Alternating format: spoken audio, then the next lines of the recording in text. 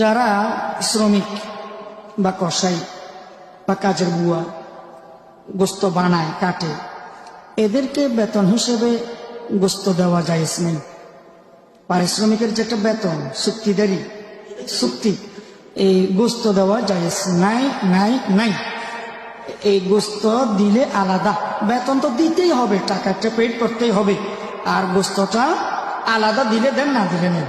তবে বেতনের মধ্যে গোস্ত ঢুকাইতে পারবেন না, বেতন হিসেবে গোস্ত ঢুকানো যাবে না। আরেকটা কথা মনে রাখবেন, অনুমান করে শরীরদারে কোরবানি যারা করেন, অনুমান করে গোস্ত বন্টন করবেন না। কোন শরীরদারের যদি মন ক্ষুণ্ণ হয় যে আমার বাগে গোস্ত একটু কম আসছে মনে হয়, এইরকম যদি তার ধারণা হয়, তাহলে কিন্তু কোরবানি কারো হবে না। তাই অনুমান করে কোরবানি শরীরদারি যারা কোরবানি করেন তারা বন্টন করবেন না। অনুমান করে গোস্ত এই ওজন করে পাল্লায় ওজন দিয়ে ওই গোস্ত বন্টন করবেন।